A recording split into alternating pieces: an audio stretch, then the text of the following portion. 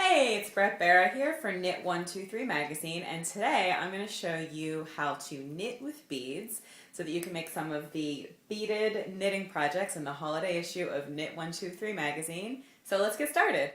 So I've got some beads here, just some simple beads, and the important thing to keep in mind when you're choosing beads for knitting is that you need a bead with a fairly large hole because the bead needs to be able to slide down over your yarn. So if you've got a yarn that's a medium to heavy weight, you're going to need a sort of large bead. A typical small glass bead won't work. So pick a bead with a large hole.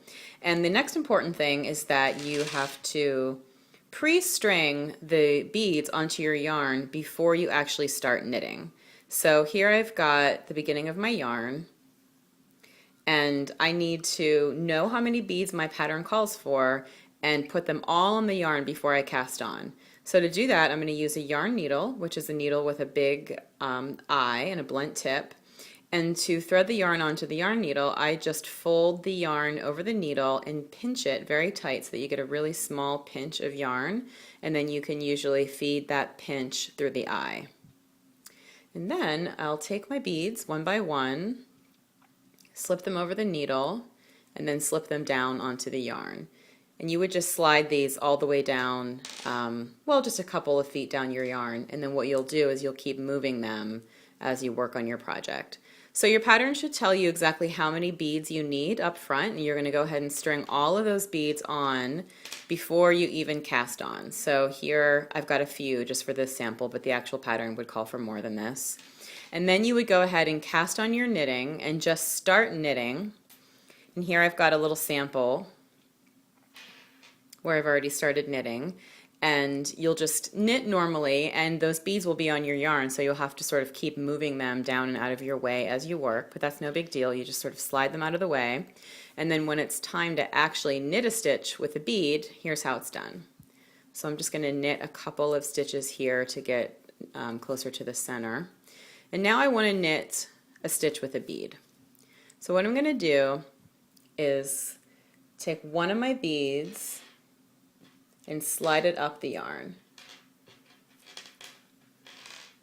So this is one of the beads that's just been hanging out on my ball of yarn. I'm going to slide it all the way up close to my work. Hold it there and then knit the next stitch. And what happens is the bead is now locked in place. But you'll see it's on the side of the work that's facing away from me, and that's just a normal part of knitting with beads. That always happens. The bead always gets sort of captured on the side facing away from you. So what that means is that you have to keep that in mind and knit the beaded stitches when you're on a wrong side row. And that way they'll be actually appearing on the right side row. So let me just do one more.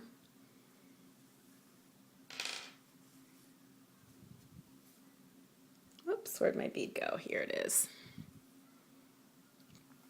So again, I'm sliding the bead up to my work and then just knitting the next stitch. And now on the other side, which is actually the right side of the work, you can see that the beads are captured right there in the stitches. They're held in place. They won't slide around and move at all. They're locked in there. So I hope you can see that knitting with beads is pretty simple. It's a great way to add flair to your projects. And check out knit123 magazine, where I've got 3 patterns for beaded wristlets that show you a few different options for working with beads. So it's a great way to try out this technique. So I hope you check it out, and I hope you learn something new. Bye-bye.